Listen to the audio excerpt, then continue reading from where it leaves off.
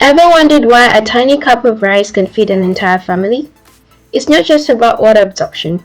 It's a molecular transformation that effectively triples the grain's rise. Today we're diving into the hidden chemistry of rice expansion. Rice expansion during cooking is a physical and chemical transformation driven by starch gelatinization and starch swelling, where dry densely packed starch granules in the rice grain absorb hot water, increasing volume and changing structure.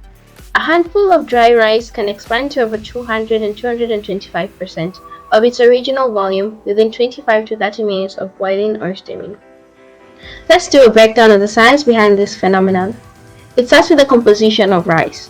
The starch structure of rice consists mainly of starch molecules, specifically amylose in the linear scale and amylopectin in the branch scale, arranged in a semi-crystalline, tightly packed structure.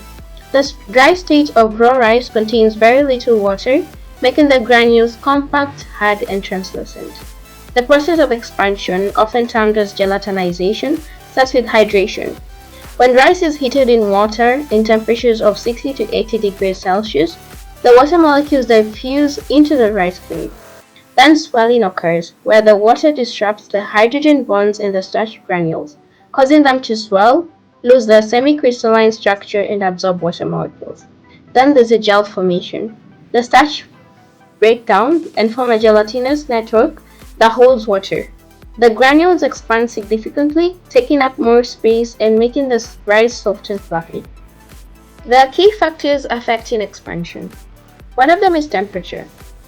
Gelatinization begins when temperatures exceed 60 to 80 degrees Celsius, ensuring water enters the granules.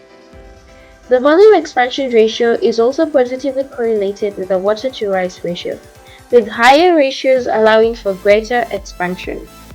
The cooking method.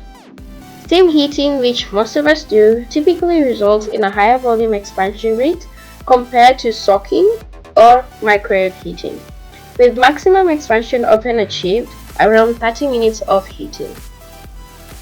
There are a variety of rice that I can classify. One is the short grain, which contains more amylopectin, which makes it stickier as it swells. And then there's a long grain, which contains more of the amylose, which tends to make the rice fluffier and more separate. There are also other factors that affect the rice expansion. One of them is the starch leach. Some starch leaks out of the grain, forming a starchy liquid. The expansion continues until all water is absorbed or evaporates. Also, acid interaction. Some people cook their rice with acid such as lemon juice or vinegar, which can create more fluffy rice by breaking down the starch, reducing viscosity, and preventing excessive sticking. Puffing versus cooking.